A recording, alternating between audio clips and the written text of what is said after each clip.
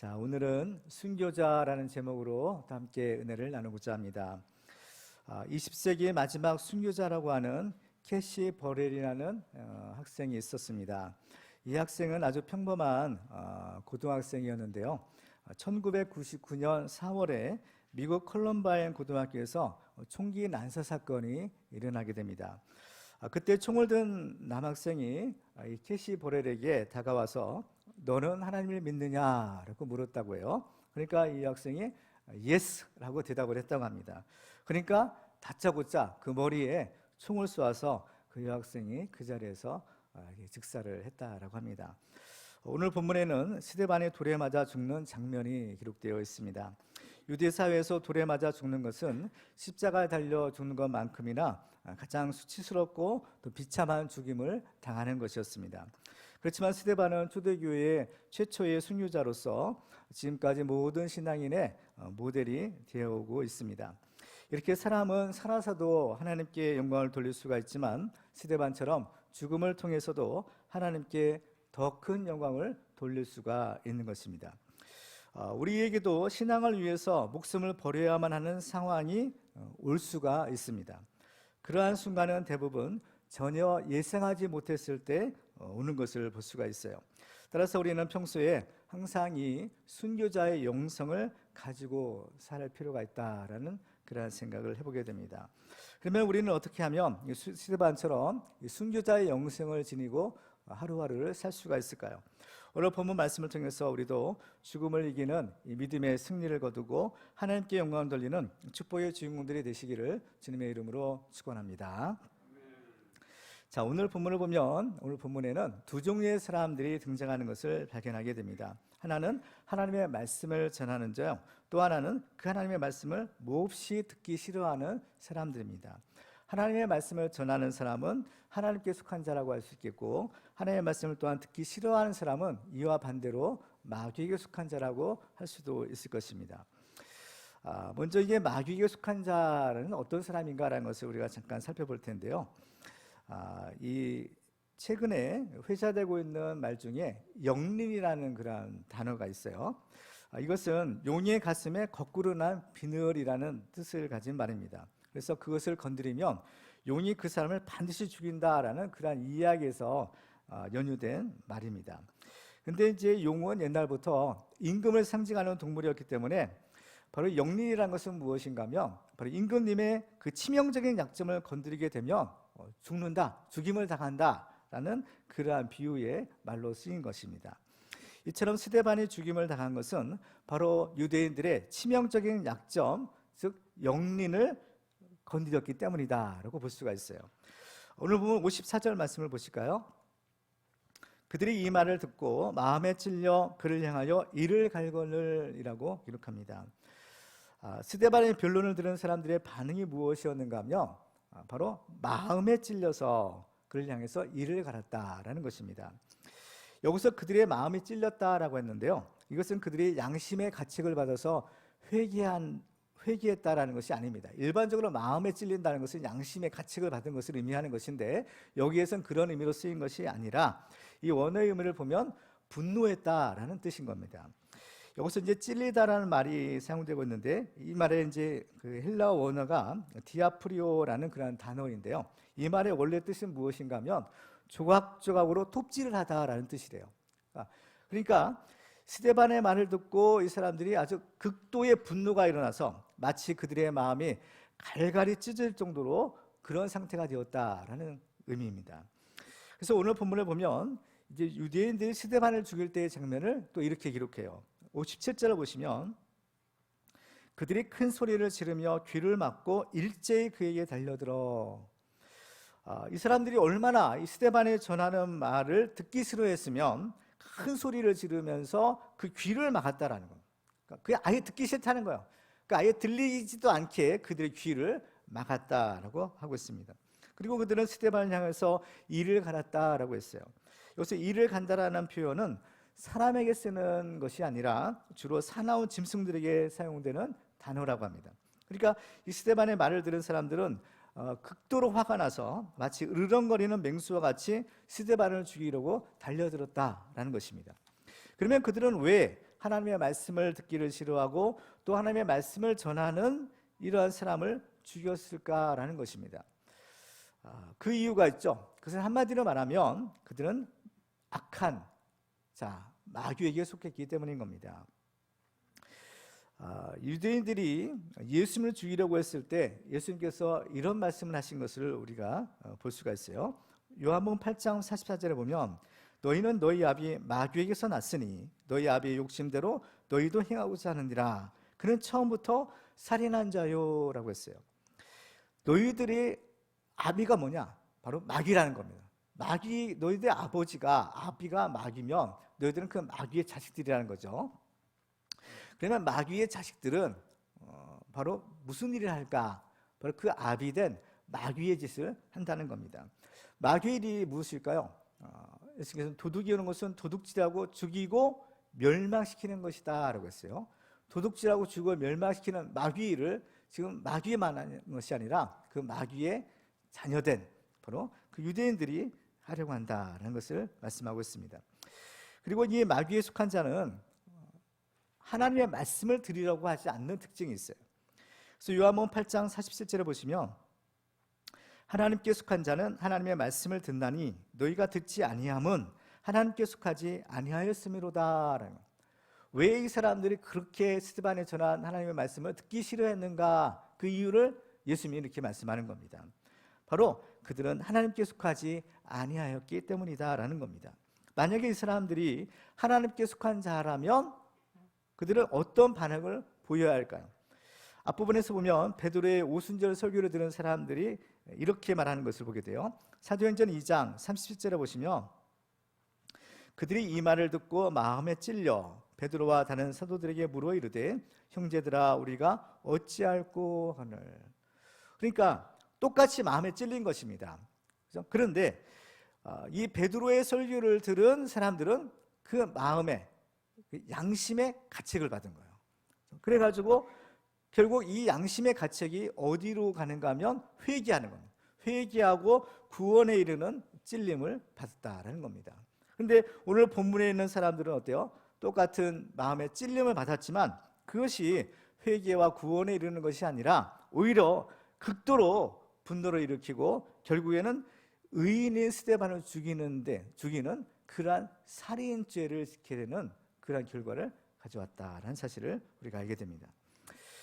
이처럼 스데반을 죽인 유대인들이 마귀에게 속한 자라면 그렇다면 스데반은 과연 누구에게 속한 자일까요? 오늘 본문을 보면 그 힌트를 우리에게 알려주는 구절이 있는데 바로 55절의 말씀입니다. 55절 말씀을 보시면 스데반의 성령 충만하여 하늘 우러러 주목하여 하나님의 영광과 및 예수께서 하나님 우편에 서신 것을 보고 원했어요.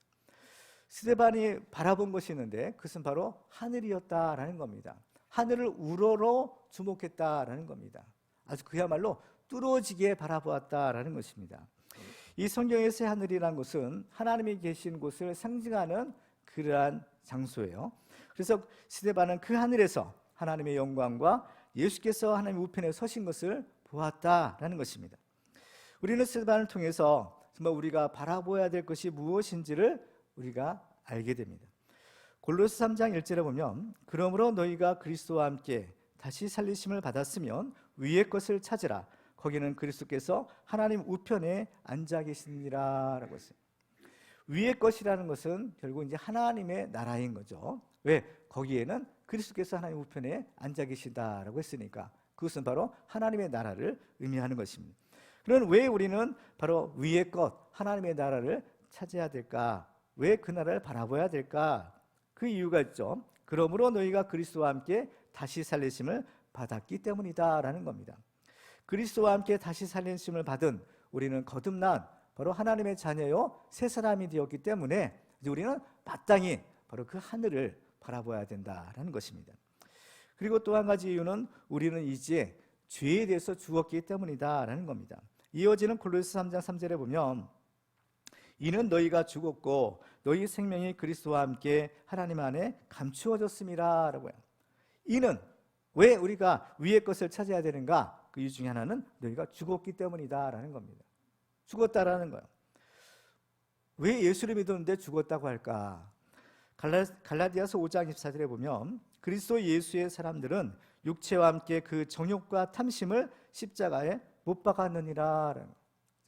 예수 믿는 사람이란 것은 죽은 자라는 겁니다. 그리스도인이라는 것은 무슨 뜻인가 하면 죄에 대해서는 십자가에서 죽고 의에 대해서는 예수 그리스도와 연합하여 죽음에서 부활하 거듭난 새 사람이 되는 것을 의미하는 겁니다. 그리스도인이라는 것이 바로 이런 의미를 가지고 있죠. 그렇기 때문에 우리는 죄에 대해서는 죽은 자라는 겁니다. 그래서 우리는 이제 예수님께 속한 자, 즉 하늘에 속한 자가 될 수가 있는 거예요. 사도 바울은 우리의 소속과 신분에 대해서 빌립보서 3장 20절에서 이렇게 말씀하고 있습니다. 그러나 우리의 시민권은 하늘에 있는지라 거기로부터 구원하는 자 곧 주 예수 그리스도를 기다리노니라고. 우리의 시민권은 어디에 있느냐? 하늘에 있다라는 겁니다. 이 땅이 아니라 하늘에 바로 우리의 시민권이 있다라고 말씀합니다. 그렇기 때문에 우리들은 바로 하늘에 있는 것, 그 하늘을 우리가 바라보고 그 하늘을 사모하며 살아야 한다라는 것입니다.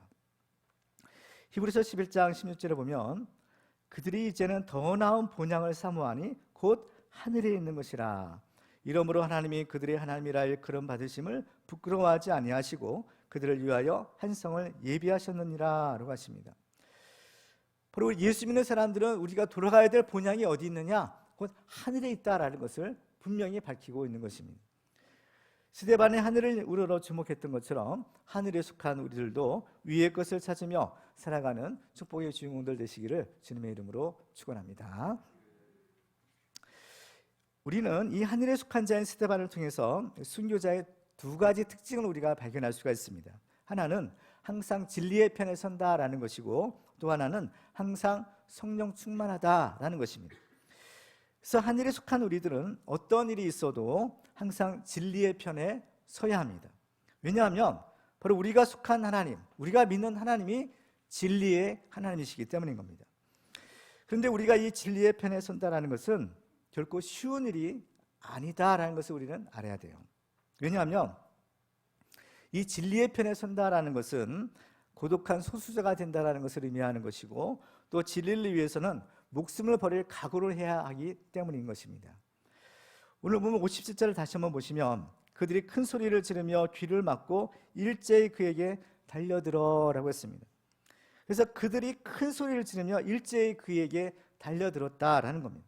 여기서 유대인들을 가리키는 그들은 복수예요. 그리고 스데반을 가리키는 그는 단수인 겁니다. 그러니까 이 많은 유대인들이 그들이 그 한 사람 스데반을 향해서 죽이려고 이렇게 일심으로 달려들고 있는 모습인 겁니다. 오늘 본문에서 드러나는 것처럼 사람들은 자기의 잘못을 지적하는 것을 결코 좋아하지 않는다라는 것입니다. 자기들의 잘못이 드러나면 잘못했다라고 시인하고 자기의 잘못을 고치는 것이 아니라 오히려 화를 내거나 아니면 자기의 잘못을 지적한 사람을 해치려고까지 하는 것이 일반적인 모습이라는 겁니다. 그렇기 때문에 진리의 편에 서는 것은 매우 어려운 일이고 또 아무나 할 수 있는 일이 아닌 것입니다. 그래서 진리의 편에 서는 사람은 항상 소수였던 것입니다. 마태복음 7장 13절에 보면 예수님께서 이렇게 말씀하죠. 좁은 문으로 들어가라. 멸망으로 인도하는 문은 크고 그 길이 넓어 그리로 들어가는 자가 많고 생명으로 인도하는 문은 좁고 길이 협착하여 찾는 자가 조금이라. 길이요 진리요 생명 되신 예수께서 가신 길은 바로 십자가의 길이요 죽음의 길이었습니다. 그렇기 때문에 아무도 가려고 하지 않는 그 길은 좁은 문, 좁은 길이었던 것이죠. 그렇지만 그 길만이 바로 생명을 얻는 참된 구원의 진리의 길이었던 것입니다. 그런데 이렇게 좁은 길을 우리 사람의 의지나 노력으로 과연 갈 수 있겠느냐라는 겁니다. 사람의 능력으로는 절대로 불가능한 일입니다. 따라서 우리가 그 길을 가기 위해서는 성령의 충만함을 받아서 하나님의 능력을 힘입어야만 가능한 것입니다. 오늘 보면 55절을 다시 한번 보실까요? 스데반이 성령 충만하여 하늘을 우러러 주목하여 하나님의 영광과 및 예수께서 하나님 우편에 서신 것을 보고. 스데반이 하늘을 우러러 주목했다라고 했을 때 어땠느냐? 이 스데반의 상태가 성령이 충만했다라는 것입니다. 성령이 충만해야만 바로 그 하늘을 우러러 주목할 수 있다라는 것입니다. 예수님의 제자들도 성령 받기 전에는 분명히 진리를 알았어요. 알았지만 바로 그들은 골방에 숨어 있어야만 했던 것입니다. 왜냐하면 용기가 없는 거예요. 능력이 없는 것입니다.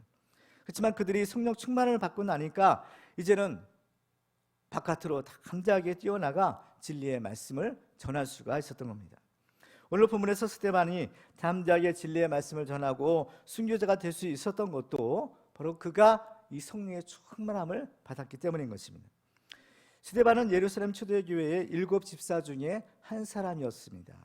성경에 보면 7 집사가 될 수 있었던 조건, 가장 중요한 필수적인 조건은 바로 성령이 충만한 사람이었던 것입니다.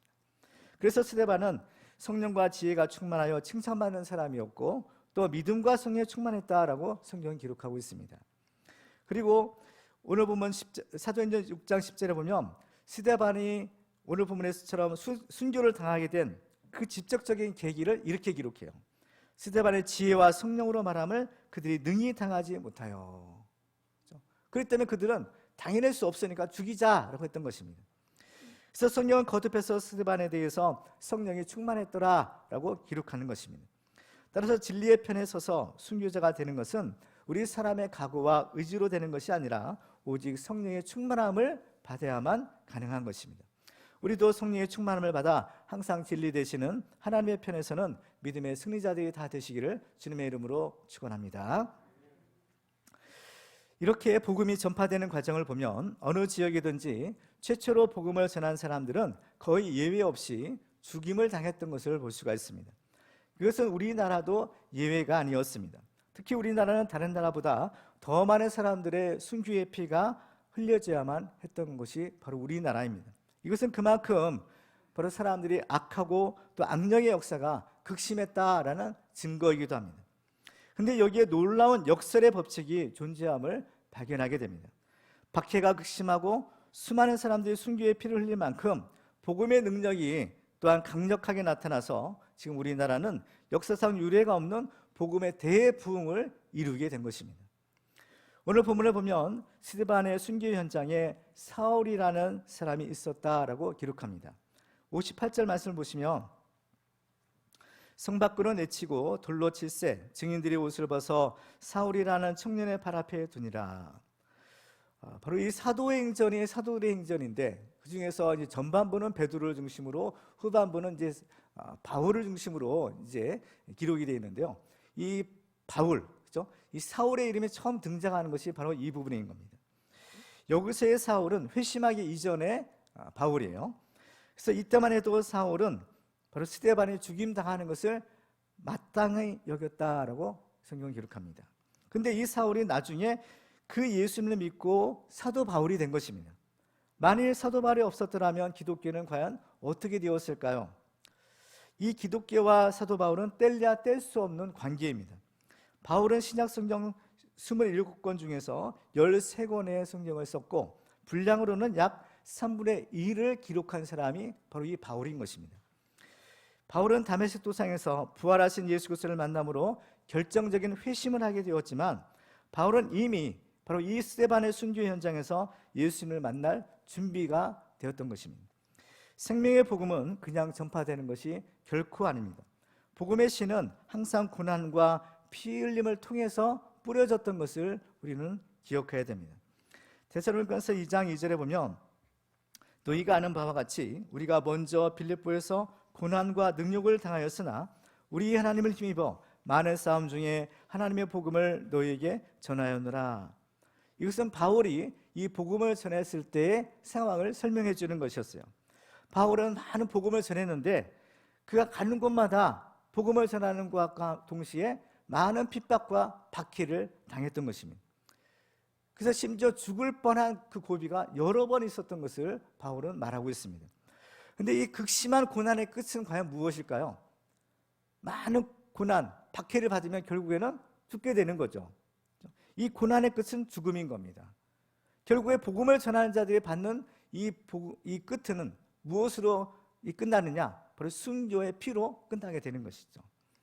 그렇지만 순교자는 고난을 당하고 결국 죽임을 당하지만 그 죽음은 결코 헛된 죽음이 아니라는 겁니다. 이 죽음을 통해서 그는 오히려 자기 자신도 살고 또 다른 많은 사람을 살리는 그러한 복된 죽음을 맞이하는 겁니다. 예수님이 마태복음 16장 25절에서 이렇게 말씀합니다. 누구든지 제 목숨을 구원하고자 하면 잃을 것이요 누구든지 나를 위하여 제 목숨을 잃으면 찾으리라.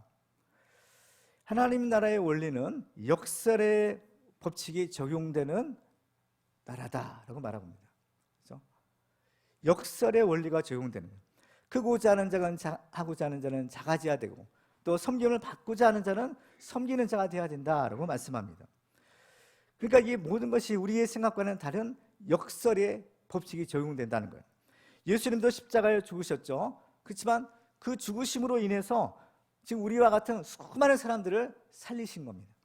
스데반도 죽었지만 그 스데반의 죽음으로 인해서 사도 바울이 회심하고 예수를 믿음으로 그 바울을 통해서 이 복음이 왕성하게 증거될 수가 있었다라는 것입니다. 이처럼 고난을 통해서 뿌려진 복음의 씨앗은 이러한 순교의 피를 먹고 자라 마침내 30배, 60배, 100배의 결실을 맺게 되는 것입니다. 요한복음 12장 24절에 보면 내가 진실로 진실로 너희에게 이르노니 한 알의 밀이 땅에 떨어져 죽지 아니하면 한 알 그대로 있고 죽으면 많은 열매를 맺느니라 라고 하십니다. 그렇기 때문에 예수님께서 주신 이 지상 명령은 복음을 전파하라는 것이었습니다. 마가복음 16장 15절에 보면 또 이르시되 너희는 온 천하에 다니며 만민에게 복음을 전파하라는 복음의 씨앗을 뿌리라는 거죠.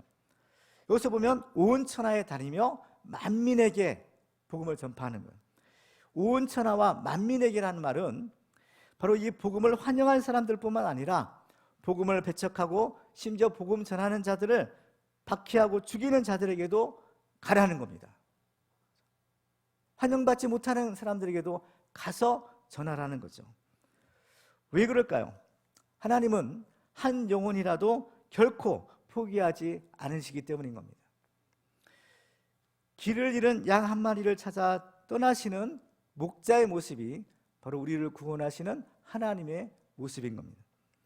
마태복음 18장 14절에 보면 이와 같이 작은 자 중에 하나라도 잃는 것은 하늘에 계신 너희 아버지의 뜻이 아니니라 라고 하셨어요. 이 지극히 작은 자 한 사람을 구원하기 위하여 하나님의 종들을 보내신다라는 겁니다.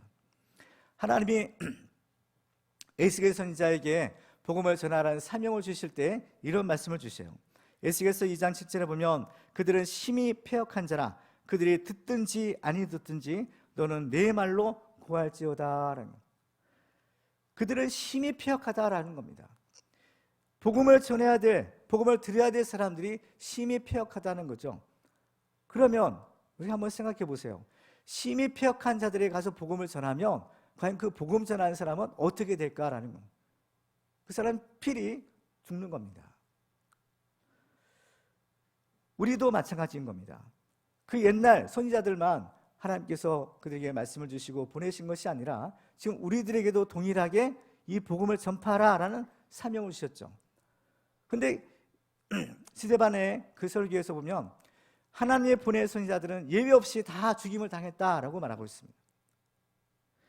그러므로 우리가 복음을 전해야 될 사람들도 또한 역시 심히 패역한 자들이라는 사실을 우리가 알아야 됩니다. 그렇기 때문에 우리가 복음을 전파해야 되는 것은 바로 우리의 선교주의자 동시에 바로 우리가 죽어야 될 바로 순교주의인 것입니다. 여러분이 복음을 전파해야 되는 곳은 과연 어디일까요? 비행기를 타고 가야 하는 먼 나라만이 여러분의 선교지라고 생각하지 마시기 바랍니다.